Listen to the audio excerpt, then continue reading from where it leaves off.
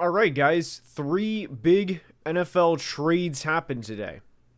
Davante Adams is a Jet, Amari Cooper is a Bill, and Cam Akers is now a Viking. Again, I'm excited to talk ball. I'm excited to get into the stream, recap everything. I'm going to wait for a couple people to get in, so if you are watching this after the fact, I still have to tweet the link out, and I would kind of recommend just skipping to, I don't know, maybe the 1.5, 2-minute mark. If you guys have watched streams before, after they're done, that's generally what I say, skip to the 1.5, 2-minute mark. So I want to just go ahead and tweet this link out, and of course we're going to discuss a lot with everybody in the chat, and yeah, that's you know, I want to go live more often, and obviously right now we're doing the weekly previews, and I would like to go live maybe once more a week, maybe twice more a week, but I thought now, especially after a big day in the NFL, and after the fact that we released a video discussing trades that could happen, and a couple of players within the video were traded on the same day. So like I said, just tweeting the link out that we are live, 3 big NFL trades, and we will discuss everything. We're going to discuss the ramifications, and then of course we are going to do a lot of Q&A, which again, that is the goal of the live chat. All right, let's get going here. What's up, Texans fan? How we doing? Let's go. Trailer Media. What's up, Unk? I don't know about that one. I'm only 26. I don't know. Unk status at 26. I don't know about that one. What's up, Kaiser? How we doing? All right. The first trade here, let's go and discuss Davante Adams, guys. Davante Adams to the New York Jets. I mean, look, he's back with Aaron Rodgers. The Jets, I wanted to pull up a lot of their stats, so I wanted to have them here. Let's see. Akers isn't a huge trade. Come on. That's fair. That is fair, but there were potential ramifications of that. Let's see. So the Jets 22nd in points per game. They were 16th in passing yards. They are 16th in passing yards. Not they were. They are. And they're 3rd in passing attempts. So that's a lot of, like, you know, you don't want to be 30, or you don't want to be 1st in passing attempts and 20th in passing yards. And vice versa. If you were 20th in passing attempts and 1st in yards, that would be pretty good because you're moving the ball very well. But with Davante Adams, I'm not worried about the hamstring injury that he was being kept out for the past couple of games, and Davante himself said on Pat McAfee today that he will play Sunday against the Steelers. So I'm not really worried about that. But anytime you can bring in a future Hall of Fame receiver that can still easily go for over 1,000 yards into the offense that desperately needs it, I can't look at this as anything but a net positive for the Jets, especially after a game last night. They only put up 20 points, and the Jets-Bills game last night was very, very, very frustrating to watch. The Jets, I mean, they moved the ball a lot more last night than they did in really any of the other previous games, maybe outside the New England game, which was against a not great team, so I'm kind of excluding the New England game just because New England's going to have a top 3, top 4 pick, maybe top 5 pick, although Drake May did play pretty well in his debut. At least he flashed, which was nice to see. But my point is, the Jets offense, whether it was against the 49ers, the Titans, the Vikings, they didn't really move the ball. And they didn't trade for Aaron Rodgers to be a wild card round exit, to go 9-8 and miss the playoffs. They traded for him to go win a Super Bowl. And Aaron Rodgers said on McAfee today that he knew the trade was going to happen last night, and Davante Adams, of course, went in on the interview during the McAfee show today. So this wasn't something that just happened overnight. This has been in the works, and it's a great move for the Jets, and they had to make this move. The picks for the Jets in 2025, 2026 do not matter because they are the most going all-in team out of any in the NFL right now. That's period. It does not matter for the Jets what tomorrow's picks are when they traded for Aaron Rodgers and now traded for Davante Adams to go all in. If you guys are enjoying the stream, please drop a like, please subscribe, helps the channel tremendously. We just hit 160 today. Can I thank you guys enough for the support, and I truly, truly appreciate it. So I did want to go ahead and get the Davante Adams part out.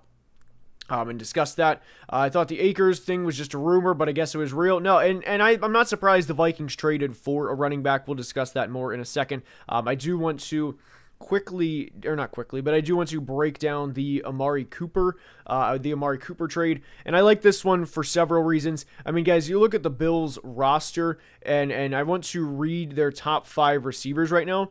It's Khalil Shakir, Dalton Kincaid, Keon Coleman, James Cook, and Curtis Samuel. And anytime your receivers after really Khalil and Keon. And Keon's even a rookie, so there's still some questions there. And Keon has had a couple of plays. I mean, I think Keon's going to be a great player, but to think he's going to be a 1,000-yard player based on what we've seen so far is a very tall ask for Keon. And then after that, Curtis Samuel's been okay. I'm not a big Curtis Samuel fan. I wasn't a big Curtis Samuel fan when they made the signing in free agency.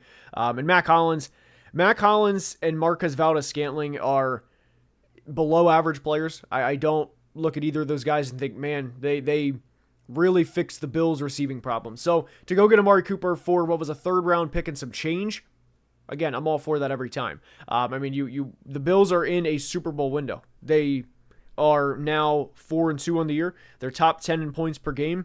And when you have a player like Josh Allen, you kind of have to do everything you can to ensure that you have a chance to win the Super Bowl. Now, the Bills are not going all in the way the Jets are. I mean, Josh Allen is only 28 years old, so a little bit of a different situation with the Bills, but it was either Amari's probably going to Buffalo or he's probably going to Kansas City, because I don't think Xavier Worthy and Juju Smith-Schuster is going to be able to carry a receiving core the rest of the year. So even if Buffalo overpaid a little bit, which I think you can make an argument that they did overpay a little bit, if it's either them or Kansas City getting Amari Cooper is probably what it was going to come down to, because I still think Kansas City needs a receiver. So I really, really like this trade for Buffalo. Now, I do want to... this is a good question from Ken, by the way. What are your thoughts on Aleem McNeil's contract extension? I'll get to that in a minute. I quickly want to go over the Vikings trade. And again, if you are enjoying, like I said, please drop a like, please subscribe. We hit 160 today. Love you guys. Cannot thank you guys enough for the support.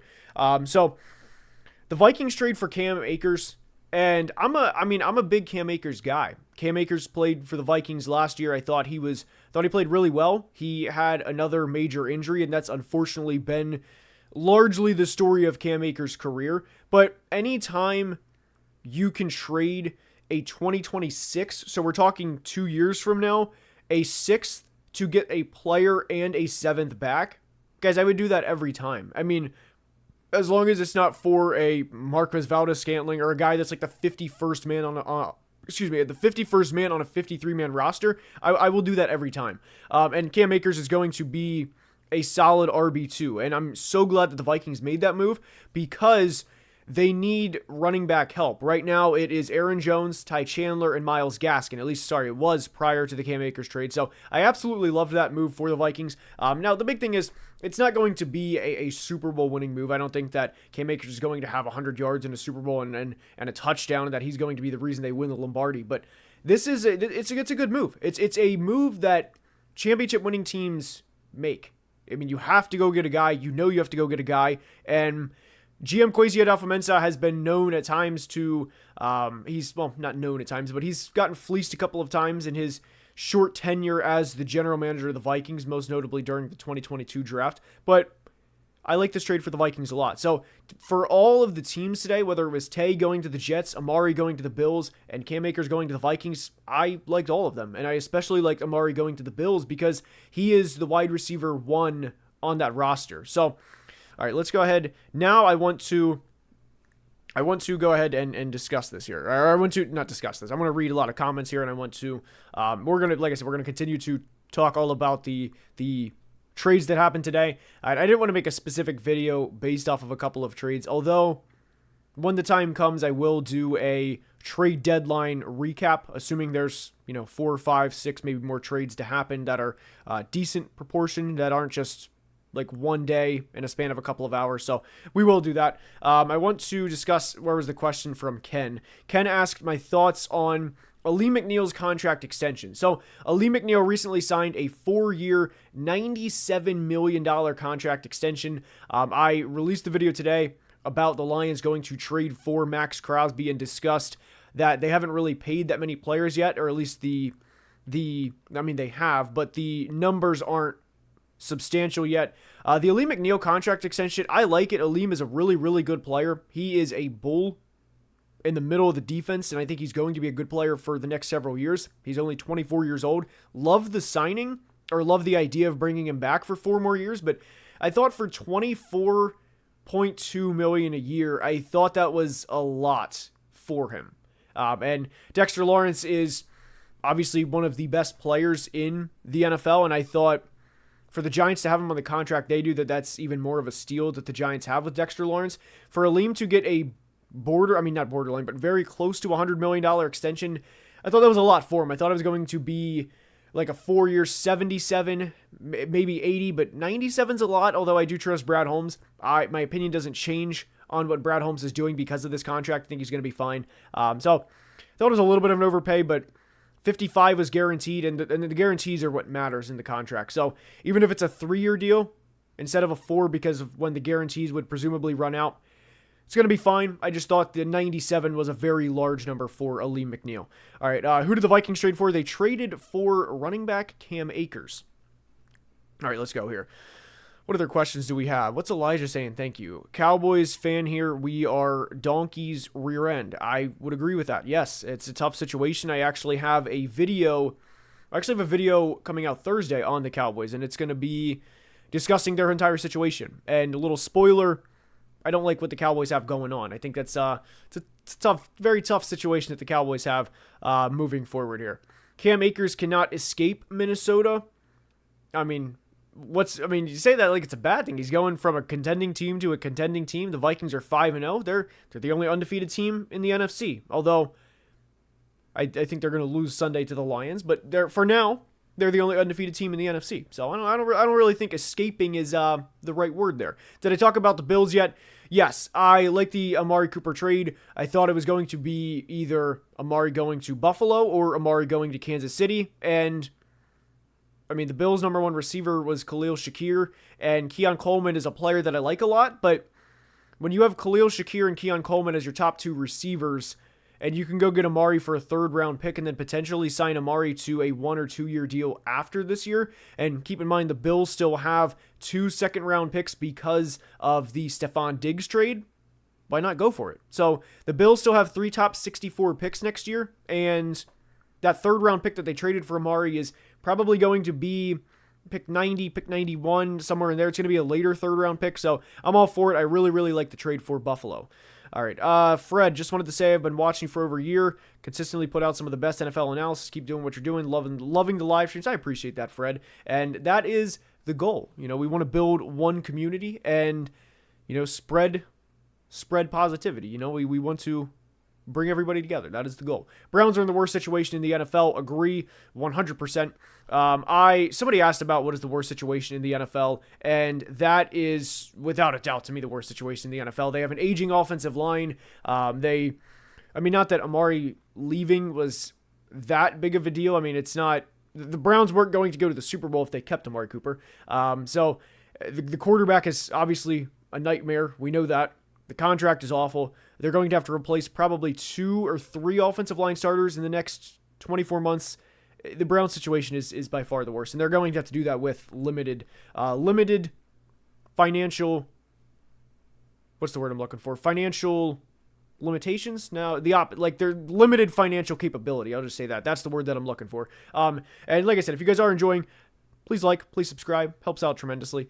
Bills fan here. They had to do something after the Tay trade and also scooped him up before KC did. Exactly. Appreciate it, Sear. Appreciate it. How do the Colts put a stop to being the worst defense in the league? They can try and play Will Levis every week. Maybe they can ask other teams to trade for Will Levis every week. The thing is that's not going to be an overnight fix. The frustration that I have with the Colts is Trevor Lawrence did not play good at all through the first couple of games. His highest completion percentage was like 56 or 58%. And then he went for over 80% against the Colts, threw for over 350 yards. And the guy that was cut, that was diving after Brian Thomas on the 85 touchdown. That summarizes the Colts defense. That meme play summarizes the Colts 2024 defense. It's frustration after frustration. Financial resources is a good one, Ethan. That is a very, very good one. All right, I had mentioned the Browns GM won't let Stefanski bench Watson. Why do you think that is? Also, I think you might be meaning financial constraints. That's another good one. Love the chat's support here in terms of that. But so it was, by the way, it wasn't Andrew Berry that I said that about. I think it's Jimmy Haslam, the owner, which Jimmy Haslam, the owner, is Andrew Berry, the GM's boss. So there's a whole dynamic in terms of how NFL contracts work, and obviously every team has the same salary cap, but when guarantees are given out in contracts, they come directly from the owner. The owner has to front the money into an escrow account, into a separate account, but there's a reason that teams like the Bengals, who have Mike Brown as their owner, and the Broncos have the Waltons as their owner, that just because Mike Brown is worth $950 million or right around $1 billion or whatever, does not mean he has $1 billion in cash. So there's a reason that the Bengals don't give out a lot of guarantees in contracts. I know Burrow is an exception, and I also expect Jamar Chase to be an exception, but the guarantees come like out of the owner's pocket. So the reason for that is that I don't think the Browns are going to bench Deshaun is because Jimmy Haslam is the owner, and he has fronted an enormous amount of money for Deshaun to be his starting quarterback. And I think there's a reason that Kevin Stefanski goes into the press conferences every week and says, Deshaun's our guy. He's going to be our guy moving forward, and we don't have anything to worry about because he's going to be our guy, because I think Jimmy Haslam has said, look, I don't care how bad he is. I have almost $250 million invested in this guy, so he's going to play. And that's the reason why that I think that. All right, let's see here. We're talking about Bo Nix. I see some Bo Nix comments. If you actually watch the games, Bo looks like the only competent offensive player. Look at his weapons. Yeah, the weapons aren't ideal for Bo, and I still will never understand the decision to release Tim Patrick prior to the season. I mean, Tim Patrick went from winning 5-6 games this year in Denver, maybe 7, credit to the defense, to potentially winning a Super Bowl in Detroit. So I never understood that decision. That's one that I will never quite understand in terms of what the Broncos were doing there. How old am I? 26. I've answered that before. I recently appeared on a buddy's YouTube channel, Cole, from How About Those Chiefs. Don't know if anybody else is subscribed to Cole, but I read through a couple comments, and somebody said that I look 12. I get that sometimes, not 12, but like 16, 17. I'll take the youth, though. I will take the youth gladly. But 26, yes. He's 12, says Jamie. There you go. There you go. That's exactly what I mean. If you were a Pats fan, what would be your thoughts on Drake Maye's first start? So, Drake Maye, there's a lot. If I'm a Pats fan, first off, I want to kind of preface this with the fact that I am looking through this through rose-colored lenses. If Drake Maye throws an incompletion and it hits off the receiver's hands, and it's a drop, I am calculating that and saying that I'm dropping a pass off of his attempts and saying, look, Drake Maye's completion percentage should have been this. If I have a quarterback selecting in the top 3 as a fan, I am looking at everything positive. The touchdown to Kayshon Boutte, man, did you see that dime Drake Maye tossed in? It was awesome. And I'm looking at everything through that. Yeah, he overthrew a pass and an interception, but so what? Every quarterback overthrows players and every quarterback throws interceptions. So to kind of answer that, my thoughts on Drake Maye's first start, if I were a Pats fan, I think there's a lot to look forward to from Drake. But unfortunately, there's a lot of things that are out of Drake's control, and play calling is one of them. And I think there's a lot of spacing issues where you'll see guys that are way too close in route combinations. And not only is the Pats offensive line bad, but the receivers are also bad, and I also would like for the Patriots to trade for a receiver. I don't know who. I mentioned Deontay Johnson in today's video. I would like them to trade for Deontay Johnson, but the Patriots just need a higher floor at the receiver position. So my thoughts on Drake Maye, for him specifically, there's a lot to look forward to. There's a lot of positives, but the situation, as we know, is bad, and we know that. Crosby to the Lions, I do think that. Make sure there's no like. Okay, I'm just making sure I have the wrap report notifications on. I'm just making sure that didn't happen. I do think Crosby to the Lions is a realistic possibility. Let's see here. With Davante, what do you think the Jets' new ceiling would be? I would probably say divisional round exit, because the Jets are 2 games back in the division. I don't think they're going to win the AFC East, and Davante doesn't fix a lot of the problems they have, like along the defensive line. Davante doesn't fix the penalties. I mean, the penalties last night were atrocious. They were bad under Robert Saleh too. They are a very just undisciplined team at times. They commit a lot of just annoying penalties if you're a Jets fan watching the games, and Davante doesn't fix those things. Yes, he's going to help the offense, but that doesn't snap of the finger, that doesn't fix everything else. So I would still say division round exit for the Jets. Maybe win a wild card game and then lose in the second round. But I don't think they're going to be Super Bowl appearance at this point. All right, let's see here. Call me, and Joseph even says here, call me a doubter. I don't think Adams moves the needle for the Jets, and I get it. I completely understand that view, and I get it. I think it improves a little bit just because of how good Aaron Rodgers, or how in sync Aaron Rodgers and Davante Adams' chemistry is going to be. So I think that will improve the offense. No matter how you slice it, Davante is an upgrade from Allen Lazard and Mike Williams. So I think it's going to improve it at the very least a little bit. Now, Super Bowl win, does it increase to that? No. Dominic says the Jets aren't making the playoffs. That is a spicy take there. As a Bears fan, don't ever count Rodgers out. I'm a Vikings fan. I get it. I'm right there with you. I am right there with you.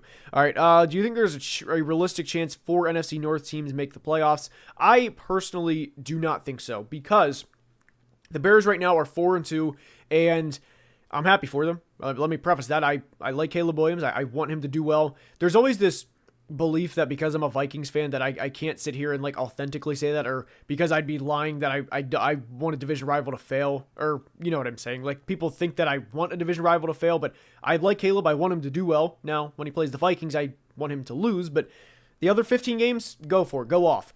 But the thing is, the Bears are 4-2, and they don't play an NFC North team until week 10 or week 11, and at minimum, they're probably going to go 3-3. They're not going to go 6-0, and I don't think they're going to go 5-1 either. So at minimum, there's probably 3 more losses for the Bears, which would put them at 5 losses. And in the other games, they'd have to go 5-3 to make the postseason. And I think the Bears are going to finish around 8-9 or 9-8. I think the Bears will be the team, the odd team out, if there is a team to be out. And that's also just a lot to think that maybe the Eagles, the Commanders, the NFC West, the Seahawks, they frustrate me. The Rams are pretty much done, I would say. The Cardinals are not a contender. I think that the NFC East would be the threat, although the Falcons are Bucs, so I think there's several teams. I don't think the NFC North will send 4 teams to the playoffs. And again, if you guys are enjoying, like I said, please please subscribe. We hit 160 today, and I cannot thank you guys enough for the support. So let's keep it rolling here. All right. How is Garrett Wilson affected by Tay's arrival? He's not going to have 22 targets in a game like he did in week 5 against the Vikings. His targets are definitely going to go down, but I thought what we saw from Garrett Wilson last night in the first game under Todd Downing was encouraging, because that was, some of those games under Nathaniel Hackett were painful to watch. They were just not great play calling. They were a lot of bad things happening between the lines, and his targets are definitely going to go down, but I can't imagine that from the long-term aspect, from a not leadership necessarily, but from a mentor and what he can learn from Davante Adams, I think it's only going to help him moving forward. So statistically, probably not going to be a 1,500 yard guy. I don't think he was going to be that anyway, but I like the long-term impact of Tay being on the team. Still think Kwesi has a big trade coming. Dexter Lawrence, please. Dexter Lawrence is not going to be moved, although whatever it cost, I would say go for it. Dexter is like a one-on-one player, and if you had Dexter Lawrence, Jonathan Grenard, and Dallas Turner on the same defense, that would sign me up, man. Whatever the cost is, sign me up. But not going to happen. Dexter's not going to move. What's your thoughts on the Packers? Okay, I'm not sure who Narvison is. I'm not sure. Is that the kicker? I know they signed McManus today. It's already been 20 minutes. Your content really passes time. Good job. I appreciate that. I do appreciate that. Like I said, we just trying to build a community of everybody in here. So hopefully you guys are enjoying. All right, let's see here. All right, do you have any plans to do a video with Tom Grassi in the future? The Grassi Posse. So, no direct plans, although Tom, full transparency, Tom found out about my channel. I guess he messaged me on Twitter a couple weeks ago, and he's a great dude. Obviously, everyone knows that. He messaged me and said, hey man, I just saw that you've been doing this for 5 years. Love what you're doing. Keep it up. And it meant a lot to me coming from Tom. I don't have any plans to have him on. I also haven't reached out, full transparency, but when we do the team previews next year for the Packers, I had Marcus Whitman on this past year for the Packers. I might reach out to Tom next year. We'll see. But we'll see. We'll see. I might have Tom on next year. Let's see here. Russ is cooked. What moves do you think the Steelers need to make to become contenders? Do you think they're close or not? The Steelers are just frustrating. Just because they're a solid team. They're probably always going to win 9 games because of the never losing season under Mike Tomlin. But I don't know if you guys know this, and I do bring this up on videos just to kind of hammer home how long it's been for the Steelers. But TJ Watt has never won a playoff game. He is in year 8. He was drafted back in 2017 and has never won a playoff game. I don't think the Steelers are close to being contenders because the receiving weapons, to me, aren't great. I think Freiermuth is an okay player. I mean, I think at times he can play above what an average tight end would, but I don't think he's consistently an above average tight end. George Pickens is, which player are you getting? And you don't even know that on a week-to-week basis. Justin Fields, I don't think is a great player. I don't think that should be a hot take either. Justin Fields is just, he misses reads. He holds on the ball way too long. He is a slow processor. That was a concern at Ohio State. It's carried over into the NFL. I don't think the Steelers are really that close to being legit Super Bowl contenders. And I don't know what the moves are because they're consistently treading water, but they're not, going downstream. Like they're just treading and they're just staying in place. I fully expect the Steelers to finish 9-8, maybe 10-7, maybe make the playoffs, but when push comes to shove, I think they're going to be a wild card exit again, if they even get that far. All right, let's see here. Should the Vikings trade JJ if Sam balls all year? No. All right, let's see here. Favorite Super Bowl you've ever seen? Let me think about this one for a second. It's got to be David Tyree. The David Tyree one was crazy. I was like 8 years old. I was like 8 years old, and I remember my jaw dropping at that point. Like, oh my gosh, like, is this actually happening? And then the undefeated, yes, the David Tyree, 42, and then even the next year, 43, the Steelers Cardinals. We had so many great Super Bowls for like 10 years. The only one that was like bad was the 43-8 with the Seahawks over the Broncos. All right, does Green Bay trade for a pass rusher? I don't think so. I don't think that's a Green Bay thing to do. Generally, they like to just bring guys up from within. They like to kind of stay within the Green Bay walls. I would be surprised if they do. I'd be very surprised, Joe. All right, my boy Sammy, how we doing? He says Justin Fields should start over Russ. I would agree with that. I think it's kind of disrespectful to Justin, and I know there's limitations within Justin's game, but to just kind of toss him to the Wolves and just say that, yeah, Russ is going to start this week. You led us to a 4-2 start, and thanks, but no thanks. I don't like that from the Steelers, to be honest. Now, I don't like that. I think that Justin Fields should start. Let's see here. Sorry if you've covered this, but how do the Lions cover for Hutch? We really haven't. I discussed it in a video today. Max Crosby is on the thumbnail if you want to go check it out. I discussed it. I broke it all down, broke the whole situation down, broke the Lions' financial situation down in the next couple of years. But the answer is, I was going to say the reality. The answer is they don't. They don't cover for Hutch unless they make a trade for a Max Crosby. And people have tossed out Myles Garrett, although I don't think Myles Garrett to me would be crazy. I don't see the Browns trading Myles Garrett. So the short answer is the Lions pass rushers are Josh Pascal.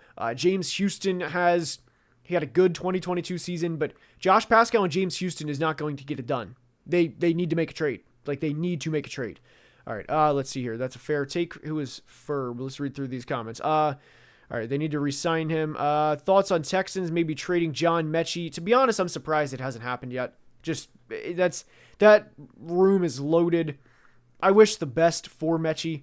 I like John Mechie. He has great story, great dude. I wish the best for him. I'm just surprised he hasn't been traded yet. And even although the Bills traded for Amari Cooper, I don't know if they'd go contender to contender, but it would make a lot of sense for John Mechie to go to Kansas City even to kind of just simply upgrade the receiving room. All right, let's see here. Send Mechie to the Broncos. The thing is you can make a case for Mechie going to a contending team as much as you can make a case for him going to a team with a young quarterback. So either one. I think Mechie either going to get moved in the next couple of weeks or this offseason at the latest. Commanders need to trade for a corner. If they don't overpay, yes. If they don't overpay, yes. Because the Commanders' defense is not good. And the thing with the Commanders, or at least specifically the secondary, and they just lost Jonathan Allen for the year due to a torn pec. So with the Commanders, that situation is right now they're so above what the expectations are that I think people are going to get kind of caught up in the Commanders, like, oh man, like, you know, we're doing really good. We can make a run in Jaden Daniels' rookie season. But the Commanders' roster overall is going to limit what they can do. So as long as they don't get fleeced for a corner, go for it. But if it meant like trading a 4th-round pick for DJ Reed, who is on an expiring contract, I would say no. Chris, genuinely appreciate the super chat, my man. And Chris says, are the Buccaneers legit threats in the NFC or posers? Now, this is an interesting one because whenever I don't mention the Bucs with like the Lions and they beat the Lions, I have been accused of being a Bucs hater. Although I love Baker, I love Mike Evans, I really like Chris Godwin. But the thing is when push comes to shove, my big thing with any NFC team, and this also includes my Vikings, I'm a Vikings fan. Do you think the Bucs are going to go into Ford Field and win with the season on the line? NFC Championship game. Baker Mayfield going into Detroit. Is he winning? I don't think so. Now, legit threats in the NFC in terms of can they get to the NFC Championship game? Yes, I think they can. But if they play the Lions, I think they're going to lose to the Lions regardless. I don't think they're going to beat the Lions twice in one season. So, in that sense, yes, they're threats to the Lions. I just don't think they're going to beat them twice. I think they have an NFC Championship game ceiling. And if you have an NFC champion, or if you have a conference championship game ceiling, I don't think there should be any slight there, any taking it personal. The Bucs are a really, really good team. They're a really, really good team. I just don't think they're going to be better than the Lions the second time around. That's just where I stand on that. And if you are enjoying, by the way, like I said, please drop a like, please subscribe. Helps tremendously. I cannot thank you guys enough for the support. And Chris, I do appreciate the super chat. All right, are the Chargers real playoff contenders? They're going to be divisional round exit max, and even that might be high. I have a video coming out this week, and it discusses it a little bit. But the Chargers are, if they get to the playoffs, I don't think they're going to win the AFC West. The Chiefs are 5-0. They haven't played their best football yet. They already beat the Chargers. So they have 2 games. They're already 2 games ahead of the Chargers. And do we really think do you think the Chargers are going into Buffalo, going into Houston, going into Baltimore, even maybe Kansas City and winning in the wild card round? Because I don't. So that's where I would stand on that. And I don't think the Chargers are legit contenders. Tristan, my guy, I appreciate the super chat as well, brother. And he says Vikings will go 17-0. No bias with the Vikings profile picture, might I add. 17-0. Skull, also Jets are a joke for making the Rodgers the GM, head coach, and offensive coordinator. So, Tristan, I got to be honest, I'm very scared for Sunday. Like Ben Johnson, Amon-Ra, Jameson Williams, Penei Sewell, Jared Goff, Jahmyr Gibbs, Dave Montgomery, Sam Laporta. The Lions scare me. They are a tremendous football team. I think the Vikings can reasonably win 12, 13 games. The Vikings schedule isn't all that difficult, and they've already beat Green Bay in Lambeau, so I think the Vikings can win 12 or 13 games. They have an easier stretch coming up. But the Jets going all in with a 40-year-old Aaron Rodgers is the definition of, and do not do this. Do not do this. It is the definition of taking your check on a Friday, going to the casino and saying, all right, are we throwing it all on black or red at the roulette table? And whatever happens, happens. That is the definition of that.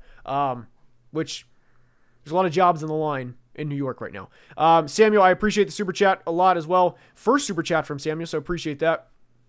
And he says, with Hutch out, do you believe the Lions are contenders without him? And if they and if they are not with Crosby, do they become contenders?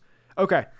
So, I am a big Lions supporter. I've loved everything they've done with Dan Campbell and Brad Holmes since they took over. Just everything. Whether it was Penei Sewell, Amon-Ra in the first draft, even Aleem McNeil, who just signed a $97 million contract extension.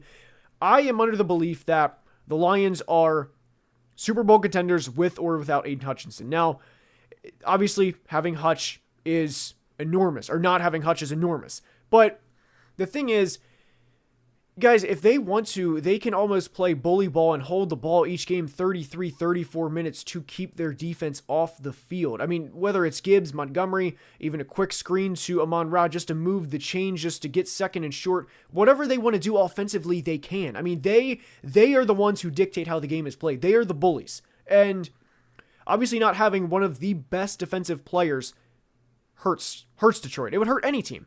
I still think they're going to be fine. And even without Hutch, I still think they are very much they're still my pick to go to the Super Bowl from the NFC, if that gives you an idea. I said before the season they were. I still think they are, even without Aiden Hutchinson. And they're in a position where I think they can go trade 2 first-round picks, and it would not hurt them. So the Lions, to me, very much Super Bowl contenders. Caleb, appreciate the super chat. This is a good question. He says, top quarterback in the draft at this very moment.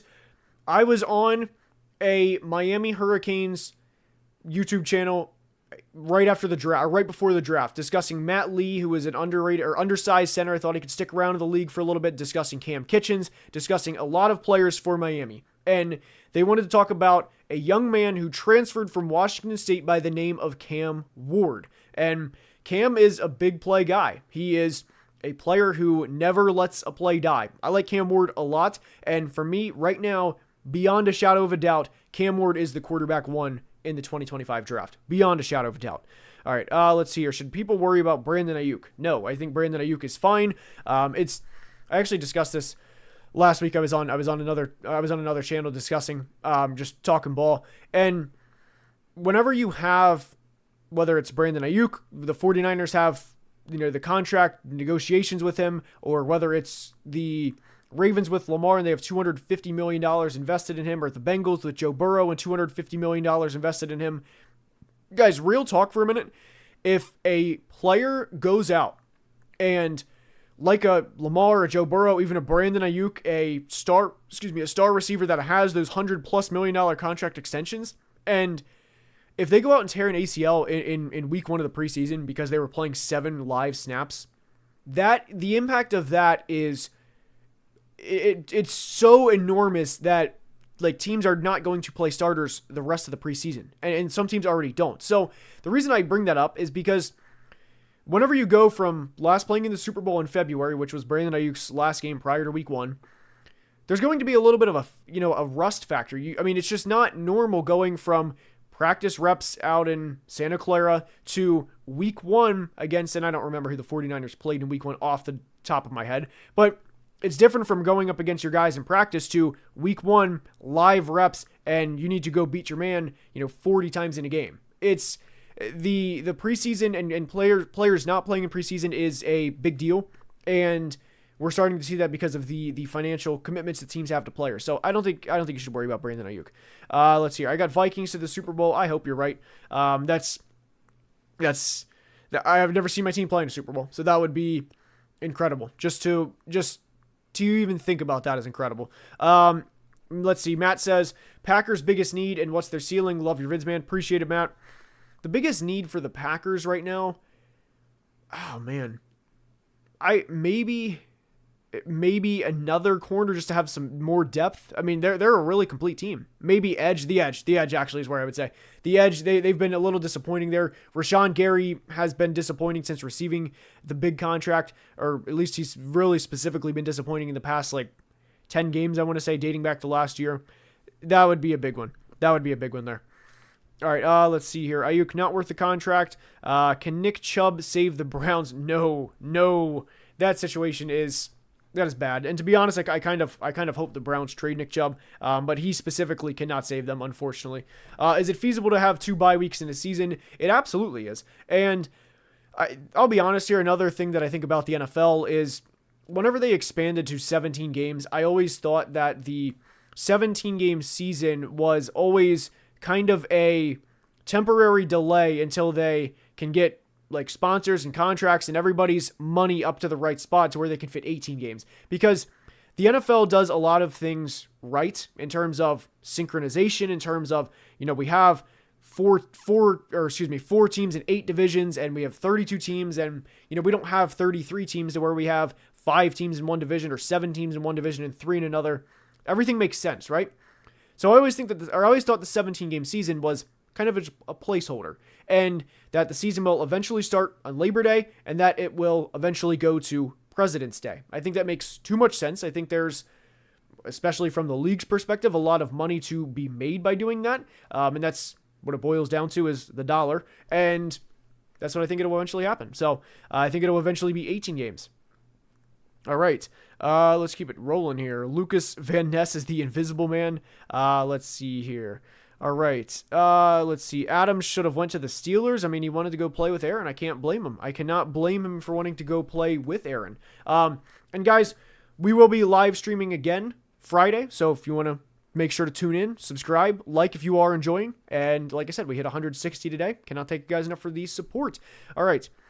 Do you think we're going to try and trade for Lawrence or Simmons? I would imagine that that's a Vikings fan commenting that. And I don't think so. I thought about the possibility of Jeffrey Simmons getting traded when I was making the video that I released today, but it's so hard to get a really good interior, either offensive or defensive lineman, that they're rarely traded. So I don't think the Titans would want to trade Jeffrey Simmons. I think they have far too many problems to willingly trade Jeffrey Simmons and to just say, all right, Jeffrey, thank you for everything, but good luck in Minnesota or good luck wherever they would trade him. I would be surprised if either of those players are moved. Both players are very, very good, but I'd be surprised if either are moved. All right, can the Steelers win the AFC North? I would say no. I mean, in theory they can, but I don't think they're going to. Can they? Yes. Will they? I don't think so. That's how I would answer that. Just join the stream. Immediate reaction on Cooper to the Bills. So Amari happened a couple of hours after Davante Adams, and I think Brandon Beane, the general manager of the Bills, kind of sat there and said it is either Amari goes to the Chiefs or we cough up a draft pick and give us a legit chance to win the Super Bowl, because Khalil Shakir and Keon Coleman are not going to cut it as the top two receivers on a Super Bowl winning team. So let's go ahead and trade a third-round pick, especially when we have 2 second-round picks because of the Stephon Diggs trade. So let's go ahead and make it happen, and that was my kind of thoughts on that. And I like the trade a lot for Buffalo, and I think Amari and Josh are going to be very good this year, and I wouldn't be surprised, given that Amari's 30, turning 31, I wouldn't be surprised if he plays a couple of more years in Buffalo. And I mean, he's going to be 31, so he might retire there. I don't know, but I like the trade a lot. All right, let's see here. You are rebuilding an offense from scratch. Where do you start? For me, offensive line. I would agree with that. I mean, you have to, guys. Like, if there's any ever doubt in terms of where to start a rebuild or to start an offense, please go watch the Bucs Chiefs Super Bowl and watch the multiple-time league MVP, the 3-time Super Bowl champ, a lot of people's favorite players, Patrick Mahomes, and just watch how much he struggled in that game without an interior offensive line. Offensive line, if you're rebuilding a team, you absolutely start with the offensive line. Or retooling an offense, you go with the offensive line. All right, let's see here. Matt says, he's 41-year-old quarterback, 1 year left at best. Makes no sense why anyone would want Adams to go to the Jets. He will be in the same situation in a year. I don't disagree with what you're saying, Matt, and I think I actually agree a lot with what you're saying, but I don't know. I mean, Davante, I don't know Davante personally. I have never claimed to know Davante, but I think Davante really values his relationships with his quarterbacks. Derek Carr, we saw that. I mean, he basically forced his way to Las Vegas, and now he kind of forced his way to New York. So, will he be in the same situation in a year? Probably, yes, and I think that's a great point, Matt. But for now, they're going to try to go to the Super Bowl. Cole, my guy, what a day. And Cole's a big Chiefs fan, and like I said, he had me on his channel last week. It was good to be on, and some would argue, I jokingly messaged this to Cole. I said that Brandon Beane knew what it takes to go get a Super Bowl, and that Brett Veach sat on his hands, the Chiefs general manager, in terms of going to get Amari Cooper. It was a potential Super Bowl winning move, not Super Bowl winning. It's just a big move for the Bills. That's all. All right. Appreciate you, bro. Great content as always. Likewise, Cole. Likewise. All right. Skull, absolutely. Bandito, absolutely. KC is getting 2-time Super Bowl champ MVS. Exactly. Hey, Cole, what do you think about this picture right here, by the way? This one right here. Chiefs fan. Cole is a Chiefs fan. So Cole, I want to know like your exact thoughts on this one. Actually, that's my guy Antoine Winfield Jr. Giving the peace sign. Anyway, all right, Garrett, what's up? What's up? Football analysis and Cole. Super chat. All right, from Verse. Appreciate it. The first super chat. Definitely appreciate the first super chat. I've been watching your videos for over 2 years now, and I can say without a doubt, the best football coverage channel. I appreciate that. There's another good football coverage channel in the chat right now. Cole, my guy from How About Those Chiefs, but I do appreciate that, Verse, and I appreciate you sticking around because it's been a grind just in terms of there's a lot of trial and error. And I know a lot of people have reached out to me about, hey, how can I start a YouTube channel? How can I go about it? But there is so much trial and error with everything. So I do appreciate that, Verse, and I appreciate you sticking around. All right, let's see here. I got you, Cole. I got you. Let's see here. Are you a 4-3 guy or a 3-4 defensive guy? That is a very... I don't know how to answer that question because there is so much variance within that. Although I'll answer it like this. If I could handpick from, like if I have any defensive player currently in the league and I can handpick, I would start in trying to think how, I would start in a 3-4 and I would have Dexter Lawrence right in the middle. That is, I was thinking, I was like, do I want to go 4-3? No, I go 3-4 and have Dexter Lawrence right in the middle. And then I would like to have very rangy linebackers have the inside, like a Blake Cashman, like an Ivan Pace, and have linebackers be able to go sideline to sideline, and then have Dexter, of course, take up the middle. So I would say 3-4 in that sense. All right, let's see here. How do you think the Panthers should rebuild? Just from the start, acknowledge that this is going to be a multiple year process. The Panthers rebuild, and we'll do a lot of like rebuilding breakdowns this year in terms of who they should get in free agency, who they should get in the draft, and a lot of situations like this. But the Panthers right now, this is going to sound kind of obvious or kind of like a, like really smart answer here. But like the Panthers, all they need to do right now is simply acquire better football players. I don't care what position. Whatever player is the best on the board when they're on the clock in 2025. Now, you don't want to draft like a running back when there's an offensive lineman or a defensive lineman just because of the positional value. But the point, no disrespect to Ashton Genty, by the way, he's amazing. But the point is, the Panthers are a bad football team. So whatever it takes to get better, just acquire the best football players you can throughout the draft. That's it. That is it.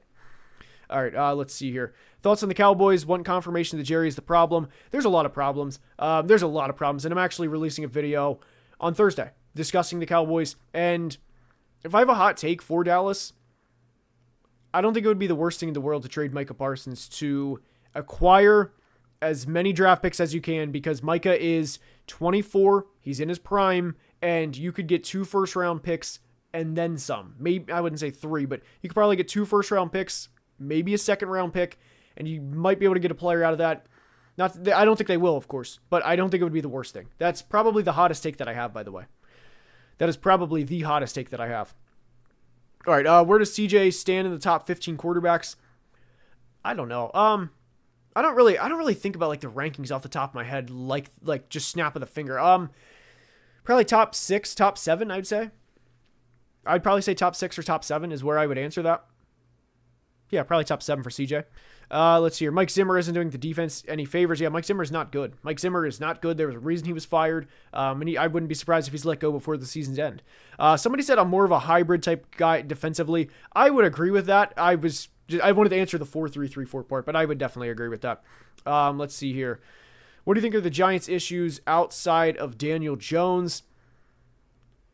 Receiver outside of Malik Neighbors is one. Running back.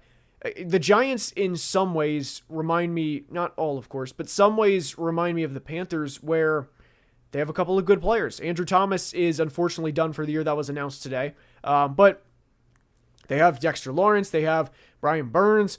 KT runs hot and cold. He's hit or miss depending which player you're going to get. But the thing with the Giants is they don't have enough firepower on offense, and they don't have enough good players. That is the simplest terms that I can say with the New York Giants is they don't have enough good players. All right, let's see here.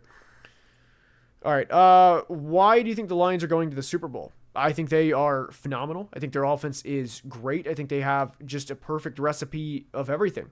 I think they're a better team than the Packers. I think they're a better team I think they're going to beat the Vikings this week. And the 49ers are kind of going through their own problems right now. I think the Lions would beat them in a rematch in the NFC Championship game.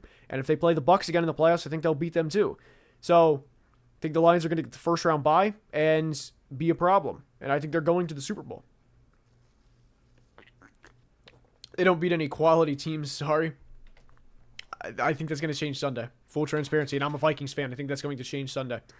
All right, what should the Raiders do at receiver? Sorry if you already answered this. I have not answered this at all. We really haven't discussed the Raiders just simply outside of Davante Adams. The thing with the Raiders is they are not in a good situation just because they have a lot of needs. They have underperforming players. But specifically at the receiver position, I like Jacoby Myers. I like Trey Tucker. I would personally, I know he's not a receiver, but Brock Bowers is kind of a receiver simply because of how often he gets the football and how often they target him. But it kind of goes back to just simply getting better. If you can find a Deontay Johnson, a guy on an expiring contract that raises the floor of the talent in the receiving room. Deontay Johnson is the best example I have of that. Because the Panthers obviously aren't contending. Another player, Tyler Lockett's contract is messy, so I don't want to say Tyler Lockett. And the Seahawks also think they are contending, so that's not a great example. No NFC North team is going to trade a receiver right now. I'm trying to just go around the divisions here. I don't think the Browns would trade. I don't think they would. Maybe Elijah Moore, although he's not. Elijah Moore is just a guy. I don't think he's that good. Really, Deontay Johnson's probably the best answer that I have for the Raiders. All right, let's see here. Our secondary is going to be in real trouble without Hutch. That's kind of a reason why that I think they should go get Max Crosby. And whatever the cost is, if it's 2 first-round picks, go for it. Commanders buying, I kind of hope they don't, just because there's a lot of holes on the Commanders roster. I know Jaden has been electric, and I know it's been so fun for the Commanders to start the year. But the defense is, like, if the offense is up here, the defense in terms of talent is down here. Like, the defense is always going to limit this team. So it's been fun to watch Jaden Daniels. It's been fun to watch the first 6 games, and I hope it continues. But I hope the Commanders don't risk everything for what is not going to be a Super Bowl run this year. And it also doesn't help that Jonathan Allen is done for the year as well. All right, D-Hop to the Chiefs. I can see it. What do you think about Brandon Aiyuk's struggle so far? Did the Niners make a mistake paying him? We discussed that a little bit. It boils down to the preseason being what it used to be, and it would get guys in shape and in game shape and used to the game reps. And I think Brandon Aiyuk will be fine. You know, come back week 9, week 10, I think will be good. But I don't worry about that. Not yet. And he had a 140-plus yard game, so I don't really worry about Brandon Aiyuk right now. But guys, that is going to wrap up the stream. We're going to be live again Friday. I hope you guys enjoyed. And like I said, if you did, please subscribe. It helps the channel tremendously, and I appreciate you guys being here. And yeah, hopefully you guys enjoyed. What did the Texans get for Cam? It was Cam and a 2026 7th for a 2026 6th round pick. That was the trade details. Good stream, dude. Appreciate it. Glad you guys enjoyed. And like I said, we'll be back Friday for the week 7, right? Week 7 stream. So I'll give you guys a little sneak peek. Let's go ahead. Wait. Here we go. Hold on. Here we go. We have that. And then we have, oh wait, I don't know where the logos are. We have boom. And then we have, oh no, the Lions logo's over here. Hold on. We have, there we go. The week 7 preview. It's going to be a great game. It's going to be a great game Sunday, guys. So hopefully you guys enjoyed, and I will catch you, and be safe. Until then, have a great day. Love you guys.